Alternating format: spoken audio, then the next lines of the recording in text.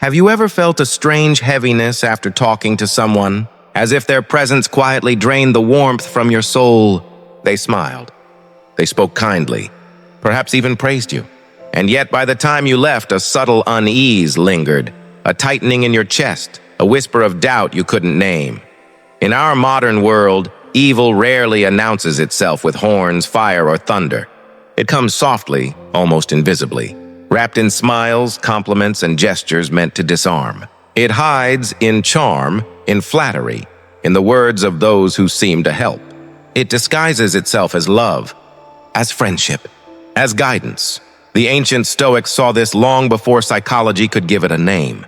Seneca called it the corruption of the soul, the turning away from virtue toward selfishness, manipulation, and a quiet thirst for power.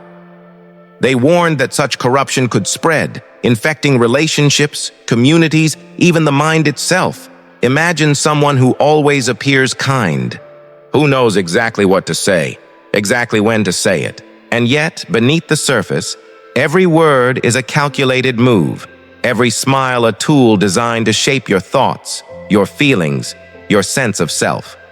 These people are masters of subtlety, masters of influence. And often you don't even realize you're under their sway until the damage is done. But the Stoics also gave us the antidote: clarity, observation, self-mastery. Once you see the strategy, the manipulation, the empty intent, their power fades. Today on Stoic Sage Academy, we will uncover 10 hidden signs that someone in your life may be toxic, manipulative, or outright evil. And more importantly, we will learn how to guard your peace, your mind, and your soul, using the timeless wisdom of Marcus Aurelius, Seneca, and Epictetus. By the end of this journey, you will see through polished facades and honeyed words. You will recognize manipulation without confusion, deceit without doubt, and cruelty without disguise. Here is the first truth: evil thrives in ignorance. But awareness is a shield, so stay with us, observe closely, and prepare to reclaim the freedom of your mind.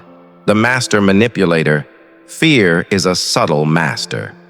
It whispers, it lingers, it shapes your thoughts before you even realize. Seneca said, "He who fears many things will be controlled by many things." And manipulators understand this truth intimately. They do not rely on force. They do not demand attention with overt threats or rage. No, their power is quiet, deliberate, and unseen. Manipulators operate like skilled weavers. Each word, each gesture, each glance is a thread. And slowly, imperceptibly, they stitch a web around your mind. They whisper, not shout. They praise, not mock, in public, where others can witness. Their words charm and uplift. They correct, not humiliate, in private, where only you are exposed. Their words destabilize and erode. They do not break you with violence. They dismantle you with subtlety. Your confidence is the first casualty. Your certainty, the second. Your autonomy, the final prize. Manipulation does not shout. It whispers into the spaces between your thoughts. It turns your instincts against you. It presents itself as care, as guidance, as friendship. You may find yourself questioning, am I overreacting?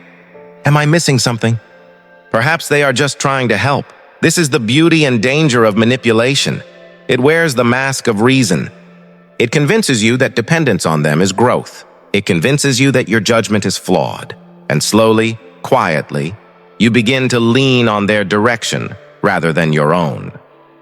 Praise is a tool. In the hands of the virtuous, it uplifts. In the hands of the manipulative, it constrains. They will elevate you in front of others. A gentle compliment here, a public nod there. And it feels good. It feels validating. It feels earned. But behind closed doors, their words twist. They critique what cannot be seen by anyone else. They exploit your insecurities. They plant doubt like seeds in the fertile soil of your mind. Over time, the praise becomes a leash, and you begin to walk where they lead, unconsciously, unquestioningly. Manipulation succeeds not by breaking you outright, but by eroding your confidence so subtly that you barely notice. Each small doubt, each quiet correction, each implied inadequacy. Piece by piece, your certainty diminishes. Your independence becomes shaky. Your trust in your own perception wavers. Epictetus warned, "No man is free who is not master of himself." Freedom is not external. Freedom is the ability to govern your own mind, your own choices, your own reactions. And the manipulator's goal is simple: to take that freedom away without the struggle of battle. The antidote to manipulation is clarity. It begins with observation. Pause, breathe, step outside the narrative that someone else is weaving around you. Ask yourself, is this guidance aligned with my values? Is this critique meant to help me grow or to keep me small? Am I choosing my path or am I walking theirs? Awareness is a shield. Recognition is a sword. Manipulation cannot survive where clarity exists. Not every challenge or critique is manipulation, but the manipulative mind is deliberate in its pattern. They twist truth. They exploit uncertainty. They present their agenda as concern. The Stoic practice is to see motive clearly, to separate words from intent, to observe the alignment of action with character. When praise is a leash and correction a snare, it is not guidance, it is control. You cannot force the manipulator to change. You cannot control their intentions. You cannot negotiate the truth of their actions, but you can control yourself. You can step out of their web. You can reclaim autonomy, piece by piece, thought by thought, choice by choice. Epictetus again. First say to yourself what you would be, and then do what you have to do. Step back, detach, observe without reacting. And in that detachment lies freedom. Manipulators thrive in darkness. They thrive in confusion, in doubt, in fear. Awareness is daylight. Clarity exposes the strategy. Observation dissolves the power of subtle control. You do not need to argue. You do not need to convince them of your perception. You simply need to stand firm in your own awareness. Their control ends where your consciousness begins. The Stoic does not respond with anger, resentment, or revenge. Virtue does not react and it acts. Virtue chooses clarity over confusion. Virtue chooses reason over emotional hijacking. You do not need to participate in the manipulator's game. You do not need to prove your independence. You simply need to exercise it. Each choice, each pause, each observation strengthens your mind. Each act of clarity pushes their whispers into irrelevance. Manipulation is a shadow. It cannot touch what is grounded in reason. It cannot bind what is anchored in self-mastery. The master manipulator is skilled, subtle, and patient, but awareness is patient too. Clarity is resilient. Freedom is uncompromising. Step out of the web. Observe, choose. The mask of charm. They walk into the room. And without a word, everything changes. The atmosphere softens. People straighten their posture. Smiles appear, almost involuntarily. Their presence feels magnetic. They remember every name, every small story, every detail that most would forget. They speak, and you feel the world narrow until only their voice remains. You feel seen, understood, valued. It feels rare. It feels real. It feels special. But here's the first Stoic test. Observe not what they say, but what they do when no one's watching. Because charm, true charm, is either the fragrance of a virtuous soul or the mask of something far more dangerous. Marcus Aurelius once said, "The soul becomes dyed with the color of its thoughts," and here lies the hidden truth. The charming manipulator does not dye their soul in virtue. They dye it in mimicry.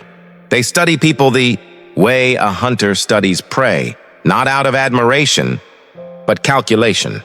Their kindness is not compassion, it's currency. Their warmth is not genuine, it's strategic. Their laughter, perfectly timed, perfectly placed, exists to make you trust them. Because once you trust them, you stop seeing them. And in that blindness, they thrive. Evil charm is not loud, it's elegant. It hides in smiles, in compliments, in gestures that look like love. They will say, "You're different," but what they really mean is, "You're next." They don't just want to be liked, they want to own your perception of them. To build a version of themselves so dazzling that you stop asking what lies behind it. They weave illusions, not relationships, and their craft is deception disguised as warmth. Epictetus taught that appearances often deceive, and that wisdom begins when we learn to see beyond the surface. First, say to yourself what you would be, and then do what you have to do. The charming deceiver does the opposite. They say what they must to become who you want them to be. They mirror your energy, your interests, your ideals, until you begin to think, this person understands me. But what they've really done is construct a reflection of you. It's not empathy, why? It's imitation. It's not connection. It's control. A Stoic mind must ask, how do they treat those who cannot help them? Because that's where masks fall off. Watch the subtle shift, the coolness toward the unnoticed, the impatience with the powerless, the silence toward those who cannot serve their goals. True character doesn't demand attention, but the mask of charm cannot survive without it. When the applause stops, so does their warmth. When the spotlight fades, so does their interest. Seneca warned, regard your friend as loyal, and you will make him loyal. But for the charmer, loyalty is a mirror. They offer it only so they can see it returned. Their kindness is a performance. Their generosity has a price, and their empathy is a rehearsed act designed to disarm.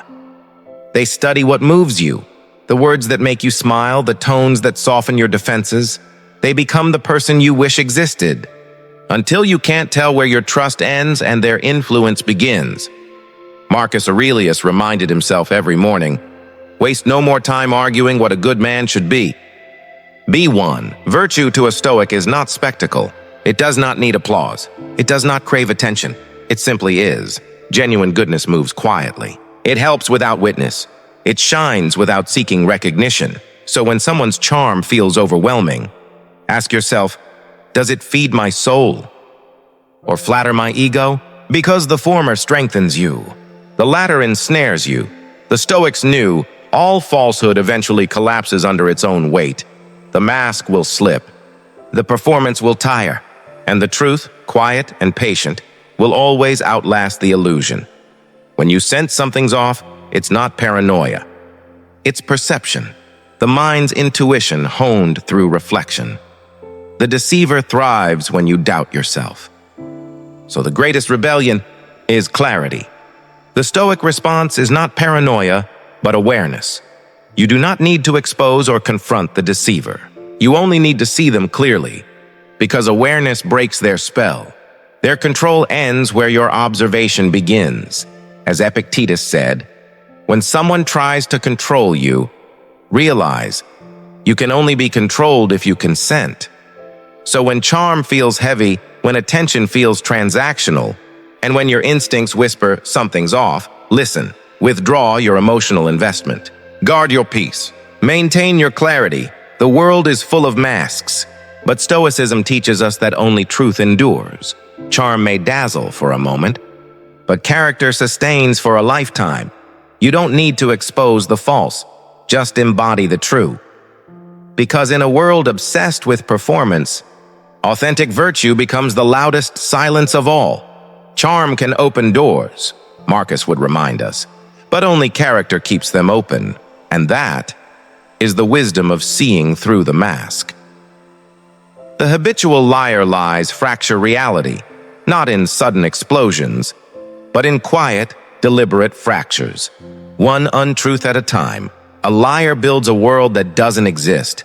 They walk among us like actors who have forgotten they are on stage. They smile with ease, but their eyes betray a quiet fatigue, the exhaustion of endless performance. Marcus Aurelius once wrote, "If it's not true, don't say it. If it's not right, don't do it." To the Stoics, truth was not merely a virtue. It was the foundation of reason itself, the very soil in which integrity grows. But for the habitual liar, falsehood is not protection, it's identity. Their words are tools, not truths. Their reality is scaffolding built from illusion. Lies begin small. A twist, a detail omitted, a sentence rearranged to sound more convenient. But each lie demands another to sustain it. And soon, the liar becomes a prisoner of their own invention. They lie not only to others, but to themselves. They tell stories to preserve a self-image that would crumble under truth. They shapeshift, not for survival, but for dominance. Control. That is their goal. The power to decide what others believe. The quiet thrill of bending another's perception. Epictetus warned, "It is impossible for a man to learn what he thinks he already knows." The liar is trapped in that blindness. They cannot learn because they cannot admit they've ever deceived. Their pride feeds their ignorance, and ignorance feeds their downfall. The habitual liar does not always attack directly. They work slowly, surgically, eroding your certainty. They make you question your own memory. They make you wonder if you imagined what you saw. They shift blame so gracefully that you end up apologizing for their deceit. This is not confusion, it's strategy. A liar's greatest weapon isn't the lie itself, but your self-doubt. They weave illusions so convincingly that you begin to distrust your own senses. Seneca would have called this a corruption of reason, the one thing that separates us from chaos. And when reason falls, so does peace. The Stoics believed that truth and virtue were inseparable. To lie was not just to mislead another, it was to divide the soul against itself. Zeno of Citium taught that a wise person must be in harmony, their words, actions and thoughts aligned like melody and rhythm. Lies destroy that harmony. They create internal dissonance, a constant noise that disturbs the mind's calm. Reality doesn't fear inspection, the sages would say. Lies do. Truth stands unshaken under scrutiny. Falsehood trembles in silence. That is how you recognize deceit, not by tone or confidence or charm, but by how it reacts to questions. The truth welcomes light. Lies hide from it. In a world addicted to appearances, lying has become an art form. We see it in politics, in business, even in friendship. Masks replace faces, and performance replaces character. But the Stoic sees deeper. They know that every mask demands maintenance, and every falsehood carries a weight. A liar's smile may shine, but it costs them serenity.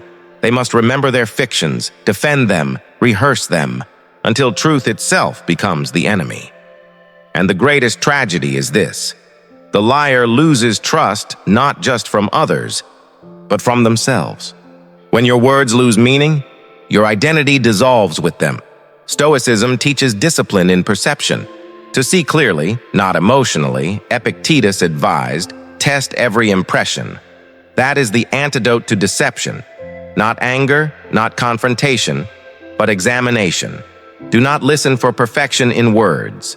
Look for consistency in actions. Promises are cheap. Patterns are expensive. The liar thrives in moments, in isolated words and gestures. But truth reveals itself over time. Observe, step back, and let their own contradictions speak for them. For the Stoic, judgment is not about punishment, it's about discernment. To know what is false so that you may remain grounded in what is real. All lies, no matter how intricate, eventually collapse, because falsehood is unsustainable. It demands constant reinforcement. It feeds on anxiety and pretense. But truth requires nothing. It simply is. The liar's life is a house of mirrors, and every reflection is a threat. The more they lie, the more fragile their world becomes. One truth, one small crack, and the illusion shatters. That's not justice. That's nature, as Marcus Aurelius wrote. The truth of things will prevail over empty words. The Stoic does not fight the liar with rage. They step away with clarity, because confrontation feeds the deceiver's game. They crave your reaction, your confusion, your defense, your proof. But silence is the blade they cannot dull. Walk away, not in bitterness, but in understanding. Lies may surround you, but truth needs only one place to stand: your own mind. That is where the Stoic builds their fortress, not from words, but from awareness. To lie is to cheapen language, and to cheapen language is to weaken thought. The Stoics saw speech as sacred, a reflection of reason, the mark of civilization itself. So when you speak, let your words be worthy of your soul. Say only what is necessary, what is honest, what would remain standing if the world fell silent tomorrow. For in a universe ruled by order and reason, falsehood is chaos, and chaos has no home in the Stoic mind. Truth is not a weapon. It is a compass. It doesn't shout or demand, it simply points the way. The liar builds kingdoms of sand, but the Stoic builds foundations of stone. Your peace deserves honesty, your mind deserves clarity, and your soul deserves truth. So when you face the habitual liar, remember, their lies are cages, but your awareness is the key. Pay attention to patterns, not words. For words are smoke, but actions are fire. And in that fire, the false burns away, and the real remains. The empty heart, lack of empathy. Seneca once said, "We are members of one great body." He saw humanity not as isolated beings, but as cells of the same living organism, each pulse connected, each breath shared. Empathy to the Stoic is the invisible thread that binds this vast human body together. When one person suffers, the whole body feels the wound. When one person heals, the whole body strengthens. But some people cut that thread deliberately. They move through the world detached, not merely indifferent, but coldly observant, as though emotion were an inconvenience to be studied, not felt. They do not bleed when others bleed. They do not rejoice when others rise. They watch detached, their hearts made of marble, their compassion locked behind glass. Lack of empathy is not simply absence of feeling. It is the deliberate refusal to recognize humanity in others. To the Stoics, this was more dangerous than anger or hatred, for it kills connection without noise, without violence, without guilt. The person without empathy may speak gently, may even smile, but behind that calm exterior is calculation. They see emotions not as bridges, but as tools. They observe, assess, and manipulate the feelings of others the way a craftsman shapes clay. Cold hands molding warmth. Epictetus warned, "When another is in distress, remember you too are mortal." But the heartless forget this. They believe they stand above the web of shared suffering. They think distance is power, and yet that very distance is their emptiness made visible, ever spoken from your soul, only to be met with silence. Not the silence of understanding, but the silence of dismissal. When you share pain and someone says, "Everyone has problems," or turns your story into their own, that is not misunderstanding. It is emotional blindness. It's the refusal to see you. Seneca called this the decay of humanity, when people no longer reflect each other's pain, but compete with it. In such hearts, empathy dies, and what remains is comparison, judgment, and control. To them, emotions are instruments. They pluck them for reaction, never resonance. Marcus Aurelius wrote, "Men exist for the sake of one another. Teach them then, or bear with them." For the Stoics, empathy was not weakness. It was strength refined by wisdom. To feel deeply, and yet not be consumed by feeling, that was the mark of balance. True empathy is not drowning in another's pain. It is understanding that we share the same ocean. The Stoic does not absorb emotions blindly. They observe, they understand, and they respond with reasoned compassion. They do not mirror suffering. They help bring order to it, because empathy in its truest form is not pity. It is presence. It is standing beside someone's pain without being swept away by it. Some people walk among us hollow. Their eyes shine, but not with warmth. Their words comfort, but without weight. They mimic empathy. They know what to say, how to look concerned, how to pretend to care. But their compassion ends where effort begins. They may offer sympathy for show, but vanish when sacrifice is required. Seneca called this the illusion of virtue, when goodness is worn like a costume. These people aren't villains. They're voids. They lack connection because they've replaced sincerity with performance. The Stoic must recognize this, not to hate them, but to guard their own heart from decay. For apathy spreads. It numbs. It turns compassion into exhaustion and goodness into armor. The Stoic answer is not vengeance, not retaliation, not isolation, but awareness. Seneca wrote, "The wise man will not be hurt by the wicked, but neither will he imitate them." Do not waste your heart on the heartless. But do not let them harden it either. Compassion is your strength, but it must be disciplined. Guard it like a gate.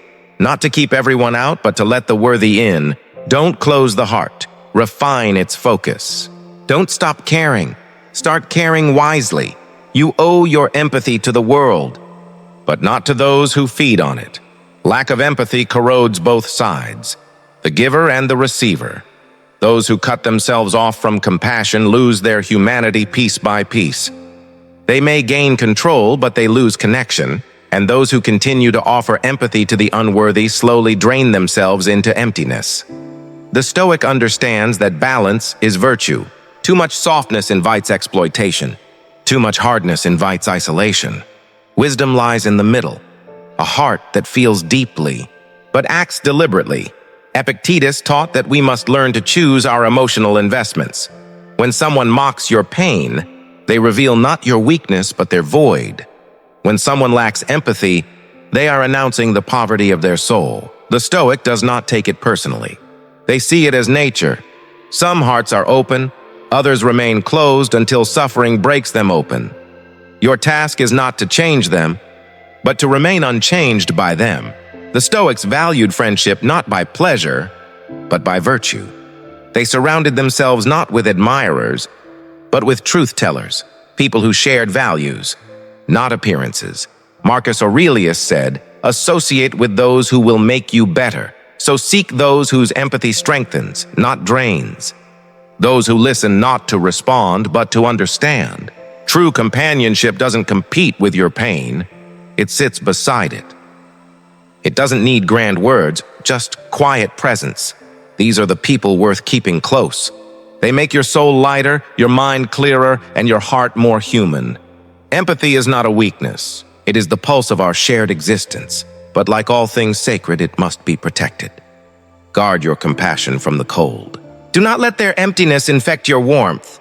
And when faced with a heart that feels nothing, offer understanding, but not access, because your peace is precious. Your kindness is sacred, and your soul deserves to rest in the company of those who can feel what you feel and still choose goodness. Don't harden your soul, Seneca would whisper. Just guard its gates. And remember, to feel deeply in a shallow world is not weakness. It is power, the controller, the illusion of power control, the sweetest poison to the ego. To the untrained soul, it feels like strength. But to the Stoic, it is the clearest sign of weakness. Marcus Aurelius said, "You have power over your mind, not outside events. Realize this, and you will find strength." But to those who seek domination, this truth is intolerable, because if they cannot rule their own mind, they must rule yours. Control never begins with chains. It begins with concern. They start small, a comment on your decision, a subtle disapproval of your choice, a suggestion framed as care. They say, "I just want what's best for you." But beneath that mask lies an ancient hunger, the desire to command another's will. Seneca wrote, "No man is crushed by fate unless he has first been deceived by hope." Controllers feed you hope, the illusion that obeying them will bring you safety, clarity, peace. But in truth, every concession is a quiet surrender of self. The Stoics saw this as the first fracture of the soul. When your reason bends to another's will, you cease to live as a rational being and begin to live as property. The controller's mind is a fortress built on sand. Inside, insecurity trembles. Outside, they construct walls of certainty. They crave predictability. Not because they value order, but because chaos exposes their fragility. To them, freedom, yours or theirs, feels like threat. So they replace freedom with obedience. They demand predictability in others because they cannot find peace within themselves. This is why Stoics called external control an illusion. Epictetus reminded his students, attempting to control others is like trying to command the sea. You may scream at the waves, but they will not listen. The wise therefore withdraw from this futility. The fool doubles down, and thus begins the tyranny of subtle coercion. Controllers rarely raise their voices. They raise doubt. They undermine your confidence with surgical precision. One question here, One sigh there, a frown when you express yourself, a quiet, "Are you sure that's a good idea?" They never need to forbid. They simply make you hesitate. And hesitation, repeated enough times, becomes obedience. Seneca observed that the greatest slaves are those who think they are free, those who have learned to police themselves for their masters. Comfort. That is the perfection of control. When you no longer need to be told what to do, because you have internalized the fear of displeasing them. To the Stoics, true power was inner alignment, the harmony between judgment, intention, and virtue. They called this autarkeia, the state of self-sufficiency. A ruler who governs others but not himself is not a ruler, but a slave to his own passions. Marcus Aurelius wrote in his Meditations, "A man who fears loss has already lost himself. What he fears to lose controls him. Controllers are therefore prisoners, and not of people, but of outcomes. They cannot trust life's flow, so they build dams of domination. But dams eventually burst, and when they do, their power dissolves in the flood of truth. How do you know when you are under control? It's simple. When your peace depends on another's approval. When your silence feels safer than your truth. When you shrink your light to fit someone else's comfort, that is not respect. It is captivity." Epictetus would ask his students one piercing question: "Who owns your mind today?" If the answer is anyone but yourself, you have work to do. The Stoic response is not rebellion, it is withdrawal of permission. The controller's power exists only where your attention lives. When you reclaim it, their influence withers. You need not shout. You need not justify. Simply say, in the quiet language of presence, "My choices are mine." Then act accordingly, because control cannot coexist with clarity. Once you see the mechanism, the emotional bait, the false care, the guilt, the spell breaks. Seneca advised, "He who is brave is free." Freedom, in Stoicism, is not escape from society. It is mastery of self amidst it. To walk through the world unowned. To think, speak, and act according to reason, not fear. That is the Stoics' silent revolution. Controllers eventually face their mirror. The more they tighten their grip, the more life slips away. Their world shrinks to the size of their fears. No one truly follows them, only pretends to. No one truly respects them, only avoids their wrath. And when the illusion of control crumbles, they meet the truth they feared most, that they never controlled anything, not the world, not others, not even their own heart. As Marcus Aurelius reflected, "You may leave this life at any moment. Let that determine what you do and say and think." When faced with mortality, control reveals its absurdity. All that remains is virtue, the only dominion that endures. True strength, the Stoics remind us, is not found in authority, but in equanimity. The one who rules himself cannot be ruled. The one who lives by reason cannot be manipulated.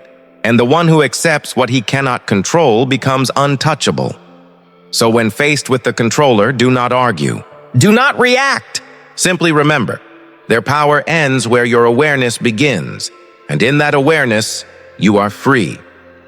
6. The blame shifter. Shadows of accountability. Some people are never at fault.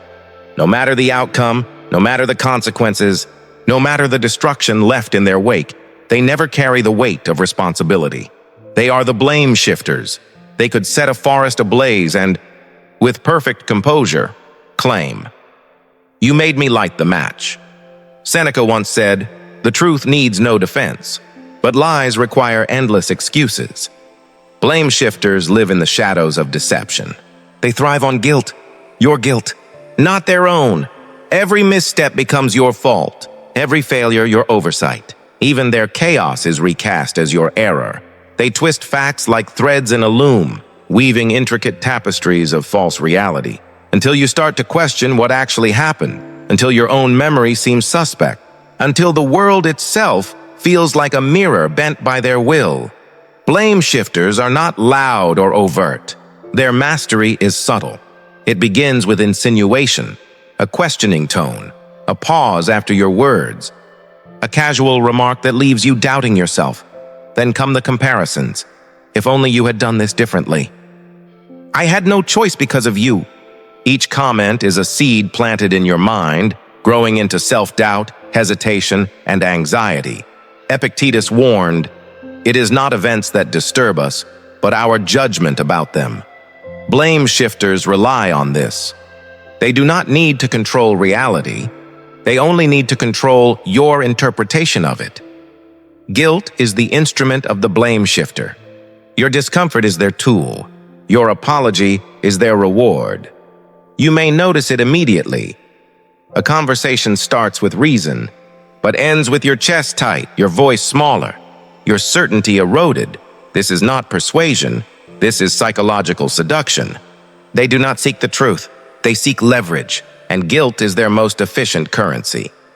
The Stoics taught that the wise man measures his life not by the actions of others, but by the virtue of his own mind. Seneca advised, "If you wish to be strong, do not depend on the opinions of the fickle."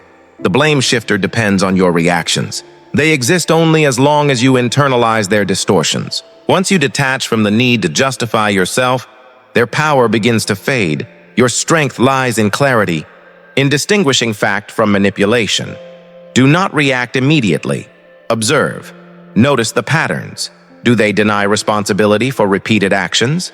Do they reframe your words or intentions? Do they insist on your culpability when evidence proves otherwise? Recognize these patterns for what they are. Not accidents, not misunderstandings, but deliberate strategies to shift accountability. The Stoic does not argue with shadows. They confront the facts. Silence is not weakness. In the presence of a blame shifter, words often empower them. To explain, justify, or defend is to feed the mechanism. Each explanation is another lever they can pull, another opportunity to twist your intentions. Sometimes the loudest truth is unspoken. Simply walk away. Withdraw your energy. Stand firm in your perception of reality. Epictetus reminds us, wealth consists not in having great possessions, but in having few wants. Replace the need to convince them with the power of inner certainty. Your truth is enough. Your virtue is enough. Blame shifters are relentless. They seek cracks, hesitation, any opening. The Stoic response is precise. Boundaries. Calm. Clear. Unyielding. State what is yours and what is theirs. Refuse to internalize their distortions. Do not accept guilt that is not yours. Boundaries are the armor of the mind. They do not anger or punish. They simply preserve. As Marcus Aurelius wrote, "If someone does wrong, remember it is from ignorance of what is good. Recognize that their behavior reflects their weakness, not your value. When you refuse to play their game, the blame shifter loses their leverage. No amount of twisting, insinuation, or accusation can reach you, because your mind is free. Their false narratives collapse in the presence of unwavering observation, just as lies crumble under the light of truth. Silence, reason, and clear boundaries are not passive. They are a fortress, a shield, a declaration. You will not control my mind. You will not claim my peace. The victory over blame shifters is quiet but absolute. It is not revenge, nor confrontation, nor anger. It is the internal alignment of judgment and reason. It is holding fast to truth while letting falsehood dissipate. To engage is to concede power. To remain unmoved is to reclaim it. Your peace is your domain. Your mind is your fortress. Their attempts to sway it are like the wind against a mountain. It bends nothing of what is steady and enduring. Blame shifters will always exist. They will whisper, insinuate, distort. But Stoicism teaches, you are the arbiter of your own mind. You are not the mirror for their chaos. You are not responsible for absorbing their guilt. Facts, calm, and boundaries, these are your tools. Silence, observation, detachment. These are your allies. Sometimes, the loudest truth is the quietest. To walk away from manipulation is to reclaim life itself. The sadist, joy in your pain. There exists a quiet, insidious form of cruelty. It does not roar. It does not strike openly. It smiles when you stumble. It chuckles at your mistakes. It finds amusement where virtue strives. Epictetus warned, "Associate with those who make you better." But the sadist does the opposite. They thrive on what should nourish you, your growth, your victories, your humanity. Sadists cloak cruelty in subtlety. They speak humorously, softly, almost charmingly, but their words carry venom beneath the surface. A joke is never innocent. A compliment always carries comparison. A smile may hide contempt. They test your boundaries, but the boundaries they wish to cross are not physical. They probe the limits of your dignity, your patience, your spirit. Seneca reflected, "It is not that we have little time, but that we waste much of it on what does not strengthen the soul." The sadist wastes no time strengthening others. Their delight lies in tearing down what others labor to build. Sadists feed on the suffering of others, not because it empowers them directly, but because it reassures a deep, gnawing insecurity. Epictetus distinguished between what is within our control and what is not. The sadist attempts to invert this law. Your pain becomes their control, your discomfort their satisfaction, your setbacks their feast. They tease under the guise of wit, mock under the veil of humor, and secretly track every stumble, every flaw, every failure, as if your weakness is a mirror reflecting their own imagined superiority. Stoicism teaches that the wise mind remains indifferent to what is outside its own virtue. Your pain is yours, not theirs. Their laughter cannot touch what is truly yours, your reason, your integrity, your inner peace. Marcus Aurelius wrote, "You have power over your mind, not outside events. Realize this and you will find strength." To the sadist, this is a paradox they cannot comprehend. A mind that feels no validation from another's suffering is untouchable. What fuels the sadist is envy masked as superiority. They cannot elevate themselves through virtue, so they seek elevation through your decline. They cannot celebrate authentic achievement, so they celebrate your setbacks instead. Every misstep you take becomes a temporary relief to them, a fleeting illusion that they are above, when in truth they are confined by their own bitterness. Seneca observed, "The greatest obstacle to living is expectancy, which depends upon the morrow and wastes today." The sadist is trapped in the morrow of others' failures, unable to act in the present of virtue. Their joy in your pain is a shadow of power. It feels potent to them, but it is fragile, because true power is internal, rooted in clarity, integrity, and self-mastery. The sadist mistakes the fleeting thrill of observation for control, but it is an illusion, ephemeral. Dependent entirely on your reactions, Epictetus reminded, "It is not what happens to you, but how you react to it that matters." Their amusement disappears in the presence of calm, reason, and virtue. Their delight evaporates when you refuse to feed it. Stoicism does not teach revenge. It teaches freedom. It teaches that no external joy or pain can invade a mind rooted in reason. When a sadist celebrates your pain, your counterattack is simple. Refuse to let bitterness enter your spirit. Rise higher, not in spite, but in alignment. Marcus Aurelius said, "The happiness of your life depends upon the quality of your thoughts. Your virtue cannot be diminished by another's malice. Your calm is not weakness, it is their defeat." The Stoic observes without attachment. The sadist may shout, mock, or scoff. The wise do not respond with fire, but with unshakable water, calm, reflective, and enduring. Your inner state is your own. It is a citadel. They may batter the gates with mockery, but the walls remain intact. Even laughter, derision, or celebration of your misfortune cannot penetrate a mind trained in virtue. The sadist's greatest tool is expectation. Expectation that you will react, that you will feel pain, that you will falter. The Stoic answers not with retaliation, but with indifference. Your mind cannot be wounded by external approval or disapproval. Their applause or scorn is irrelevant. Your inner fortress is fortified by virtue, self-control, and wisdom. The Stoics remind us, true joy comes not from comparison, not from the misfortunes of others, but from alignment with reason, purpose, and virtue. The sadist seeks fleeting joy in your suffering. You cultivate enduring joy and self-mastery.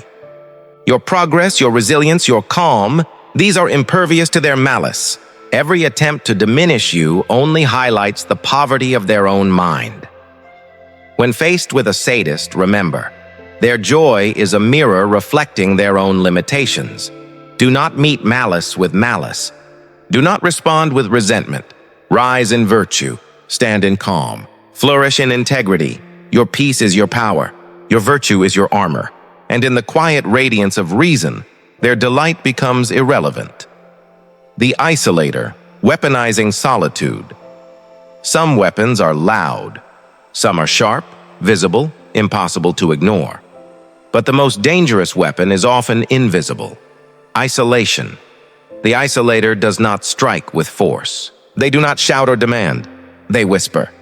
Your friends don't understand you. Your family doesn't support you. No one truly cares. Little by little, subtly, methodically, they pull you from the world you know, until the only voice you hear is theirs. Isolation is not sudden. It begins with small seeds of doubt. The isolator plants questions, insinuations, and misgivings. Your colleagues gossip about you. Your loved ones will never understand your struggles. These statements seem benign, even caring at first. But the intent is clear: to create a void, a gap between you and the people who matter. Marcus Aurelius wrote, "What harms the hive, harms the bee." To sever you from your connections is to weaken your foundation. The isolator knows this. They do not need to attack your mind directly. They only need to weaken the support that surrounds it. The isolator's power grows. As the distance between you and your community expands, they subtly cast doubt on your relationships. They question the intentions of those who care for you. They reframe your connections as flawed, unreliable, or insufficient. Over time, you begin to hesitate. You stop reaching out. You second-guess your social instincts. The isolator does not need to be present constantly. Their weapon is absence, subtle doubt, and controlled perspective. Seneca reminded us, associate with those who elevate you, and let go of those who diminish your soul. Isolation works precisely because the isolator makes you question who can elevate you. Isolation is insidious. It erodes confidence, drains energy, and makes even simple choices feel heavy. You may notice it in small ways: the hesitation to call a friend, the doubt in reaching out to family, the subtle fear that others will judge you, misunderstand you, or betray you. This fear is no accident. It is meticulously cultivated. By the time the isolator's work is complete, you are emotionally dependent, cut off from the perspective and support that could illuminate the truth. Epictetus taught, "No man is free who is not master of himself." The isolator wants to make you forget this. They seek to control not through change, but through the absence of connection. There is a difference between isolation and solitude. Isolation is imposed, unwanted, and weakens the mind. Solitude is chosen, deliberate, and strengthens the mind. The Stoic thrives in solitude. They know how to stand alone without losing virtue, reason, or connection to what is good. The isolator seeks to make you vulnerable by turning the natural strength of solitude into weakness. They want your silence to be filled with doubt. They want your independence to feel like abandonment. Marcus Aurelius reminds us, you have power over your mind, not outside events. Do not let another dictate the space in which your mind thrives. Connection is armor. Friends, family, mentors, they are the pillars of resilience.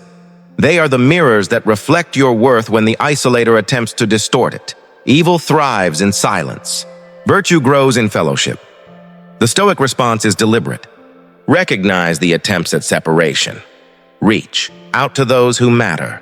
Rebuild bonds weakened by doubt. Protect the integrity of your social and emotional ecosystem. Isolation cannot survive where genuine connection exists. Do not confront the isolator. With anger, their strategy depends on tension and fear. Observe calmly. Are they planting seeds of doubt? Are they attempting to rewrite your perception of your relationships? Are they questioning the loyalty or intentions of others to make themselves indispensable? Recognition is the first step toward liberation. Once the tactic is understood, it loses its power. Your mind is your citadel. Your relationships are the battlements. The Stoic approach is threefold. Awareness. Notice the subtle attempts to manipulate your perception. Connection. Actively nurture bonds that reinforce virtue and reason. Boundaries. Do not allow the isolator to dictate who you trust, or when, or how. Silence, withdrawal, or subtle coercion cannot penetrate a mind fortified with awareness and reason. Once you reclaim your connections, the isolator's influence collapses. Their whispers lose resonance. Their subtle doubts fall on a mind anchored in reason. Their control dissipates because it was never inherent. It depended entirely on your surrender. As Seneca wrote, associate with those who elevate you, and let go of those who diminish your soul. Your hive cannot be taken from you if you are conscious of its value.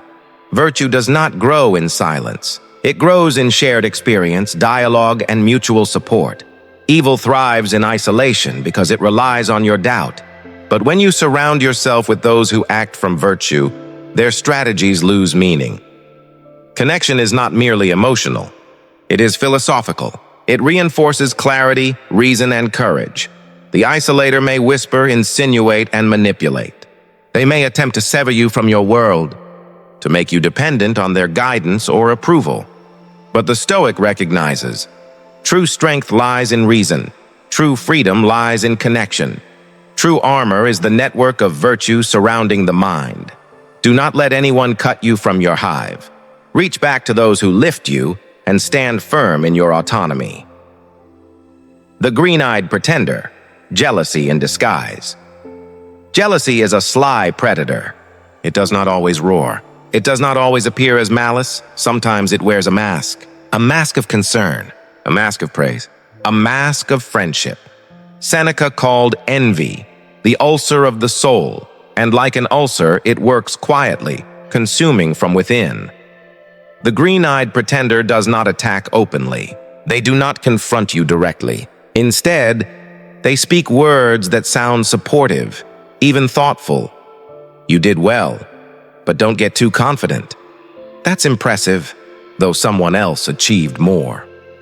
I'm happy for you. Just don't overdo it. Every phrase appears harmless. Every comment cloaks a shadow. Every compliment carries a hint of diminishment. This is their craft, to weave envy into your consciousness without you noticing. The pretender watches closely. Your achievements, your moments of pride, your light, all become targets. They cannot bear to see you thrive because your success illuminates their own insecurities. So they craft words carefully, softly chipping away at your confidence, making your accomplishments feel small, uncertain, or undeserved. Their envy is strategic. It is subtle. It is almost invisible to the casual observer. Praise can be sweet, but in the hands of the green-eyed pretender, praise becomes poison. A compliment is never a gift. It is a trap. It comes with a hidden qualifier, a quiet caveat, a shadow that whispers, "You may think you are great, but you are not above comparison." If left unchecked, this subtle poison seeps into your mind. You begin questioning your worth. You weigh your accomplishments against imagined benchmarks. You shrink unconsciously to fit the limitations of another's heart. Recognition begins with awareness. Ask yourself, do their words uplift you or create doubt? Do they celebrate without comparison or constantly measure against others? Does their praise make you feel stronger or smaller? The pretender cannot rejoice in your light. Their very nature resists it. Every comment is a reflection of their inner scarcity, not a measure of your worth, Marcus Aurelius reminded us. The happiness of your life depends upon the quality of your thoughts. Do not let another's envy dictate the quality of your thoughts. Envy disguised as concern is a common human flaw. It stems from self-doubt, fear, and the desire for validation. The pretender envies not only your achievements, but also your serenity, your virtue, your calm, your focus. They hope to disrupt your alignment with purpose. They aim to make you second-guess your effort, your talent, your direction. By cloaking jealousy in advice or praise, they make you complicit, absorbing their toxic energy unwittingly. Stoicism teaches clarity. Do not shrink to fit small hearts. Your success is not arrogance. It is evidence of effort, discipline, and virtue. Your achievements do not diminish others. They simply reflect your alignment with reason and action. Epictetus advised, "Don't seek for things to happen as you wish, but wish for them to happen as they do, and your life will go well." Do not allow the pretender's envy to shape your perception. Their dissatisfaction is theirs alone. The antidote to hidden jealousy is awareness and focus. Anchor in purpose. Let your goals and actions be guided by virtue, not approval. Observe without judgment. Notice the envy without internalizing. It maintain boundaries. Do not allow others' subtle diminishment to alter your trajectory. Celebrate. Self-reflection. Know that your light is valid and deserved. The pretender thrives when their envy manipulates your perception. It collapses when you see it clearly. Envy is self-consuming. The pretender's energy is finite and their joy is hollow. They cannot create light of their own. They survive by dimming the brightness of others, but you are not responsible for their deficiency. Your duty is to maintain integrity, purpose, and clarity. Seneca observed, "It is not the man who has too little, but the man who craves more, that is poor. The pretender is poor in spirit."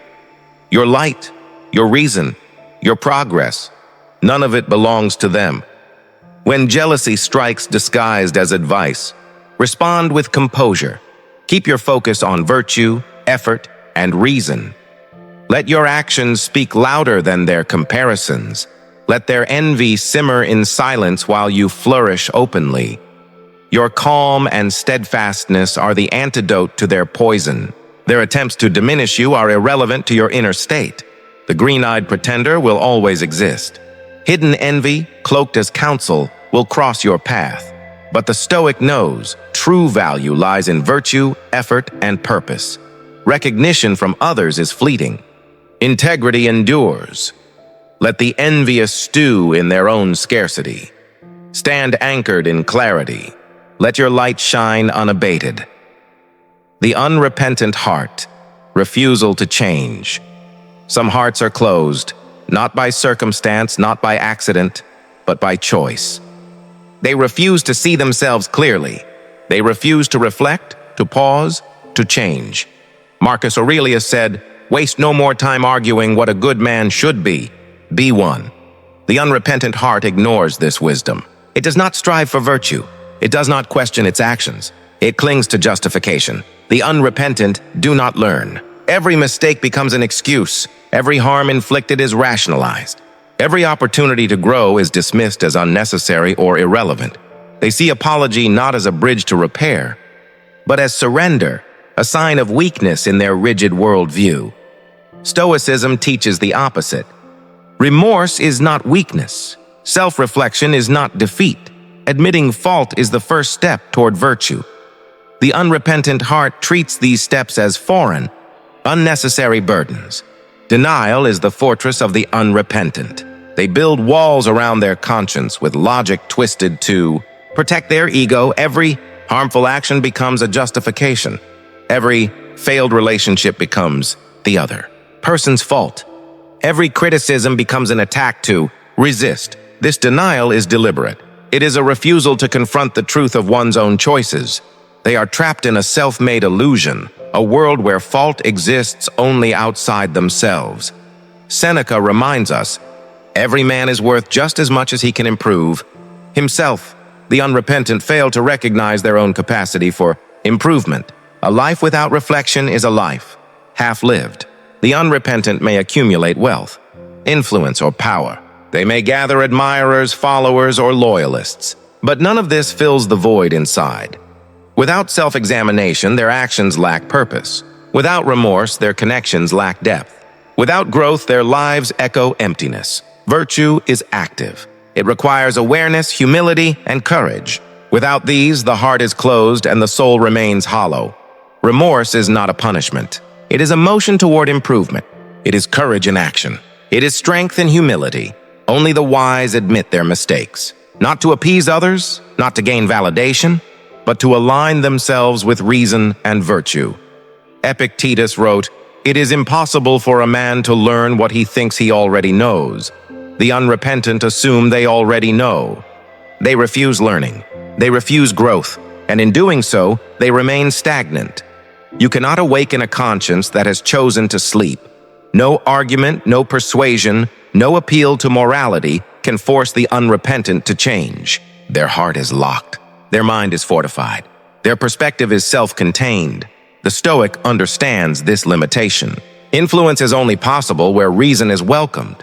Where reason is ignored, only boundaries and detachment preserve peace. The unrepentant demand energy and patience they do not deserve. The Stoic response is deliberate. Recognition. See clearly that change is not possible without willingness. Acceptance.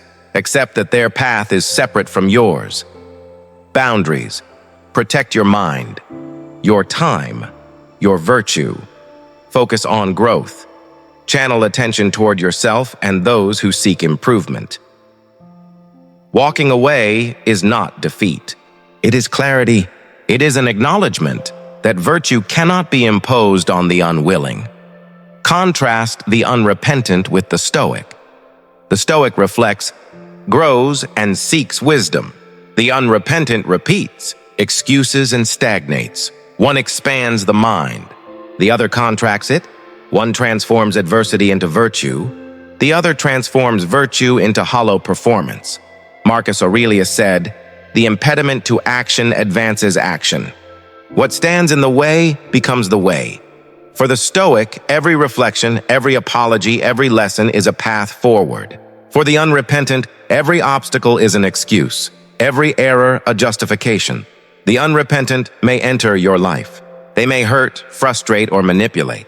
They may cling to excuses while ignoring the harm they cause. Do not respond with anger. Do not invest hope in their transformation. Observe without attachment. Recognize their refusal to grow. See the emptiness in repetition and justification. Protect your energy, virtue, and peace. Detachment is not abandonment. It is protection of the self. To walk away is not failure. It is wisdom in motion. By removing yourself from the unrepentant, you preserve your inner citadel. You focus your energy on growth, reflection, and virtue, not on trying to awaken a conscience that refuses life. Epictetus reminds us, wealth consists not in having great possessions, but in having few wants. The unrepentant want to demand your energy, your time, your patience. The Stoic wants only what aligns with reason, virtue, and inner freedom. Some hearts will never change. Some minds will never reflect. Some souls will remain unrepentant. But your own heart, your own soul, is yours to shape. Seek virtue, not validation. Practice remorse, not pride. Reflect, not justify. Grow, not stagnate. Do not waste your energy trying to awaken what has chosen sleep. Walk away with calm. Walk away with clarity. Walk away in virtue. Evil doesn't always arrive with fire or thunder. Sometimes it comes softly, whispering your name. It wraps itself in kindness, in praise, in words meant to soothe. And yet, beneath the surface, it seeks to control, manipulate, or diminish. Think back through the shadows we've explored together. The manipulator who whispers your fears into chains. The liar who reshapes reality until truth feels uncertain. The sadist who smiles at your stumbles. The isolator who slowly severs you from the world that anchors you. The envious pretender who cloaks resentment in advice. The unrepentant heart, blind to its own flaws, unyielding and unchanging. Each of them thrives on ignorance, distraction, and the surrender of your awareness. But here is the Stoic truth. Clarity is a shield, and self-mastery is armor. Marcus Aurelius reminds us, you have power over your mind, not outside events. Realize this, and you will find strength. Seneca teaches that the soul can be corrupted, but virtue is a fortress built stone by stone, through reason, discipline, and attention to what truly matters. Epictetus tells us that no one can control you without your consent. Your judgment, your focus, your peace belong to you alone. Let this be your shield. Let virtue be your sword. Let awareness be the light that exposes shadows. When someone whispers deceit, observe. When someone charms with empty words, discern. When envy, blame, or cruelty surfaces, hold your ground. Do not react in fear or anger. Respond with reason. Respond with calm. Respond with strength, because you are not here to fight darkness. You are here to embody light, to remain steady when the world sways, to protect your mind, your heart, your soul, to live with integrity when others compromise theirs. Awareness is peace. Clarity is freedom. Virtue is victory. As you leave this reflection, remember, you cannot awaken a conscience that refuses to stir. You cannot force the corrupt to change, but you can choose what enters your mind. You can choose whom you allow near your spirit. You can walk in the world with discernment, calm, and courage. This is Stoic Sage Academy, where wisdom isn't just taught, it is lived. Where understanding becomes armor and awareness becomes freedom. If this message resonates, comment, "I see the signs." Share this with someone who needs clarity, and keep your soul untouchable, your mind unshakable, your virtue unbroken, because awareness is peace, because clarity is power, because the strength of your mind is entirely yours.